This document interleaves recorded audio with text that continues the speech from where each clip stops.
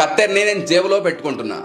ఇప్పటి నుంచి నేను జేబులో చేయి పెట్టిన ప్రతిసారి నాకు గాయమయ్యే ఛాన్స్ అయితే ఖచ్చితంగా ఉంటుందిగా. ఒకటోసారి కాలేదు, రెండోసారి కాలేదు, కానీ ఏదో ఒక్కసారి ఖచ్చితంగా 100% గాయం అయితే పక్కా అవుతుంది. వన్స్ గాయమైన తర్వాత ఈ కత్తెరని నేను జేబులో మళ్ళీ పెట్టుకుంటానా? 100% పెట్టుకోలేను. ఒకవేళ పెట్టుకుంటే జేబులో చేయి పెట్టిన ప్రతిసారి గాయానికి ఇంకా దెబ్బ తగిలి ఆ గాయం ఇంకా డీప్ గా అవుతుంది. నన్ను నేను హీల్ చేసుకోవడానికి ఈ కత్తెర నుండి దూరం అవ్వాల్సి ఉంటుంది, అది కూడా శాశ్వతంగా.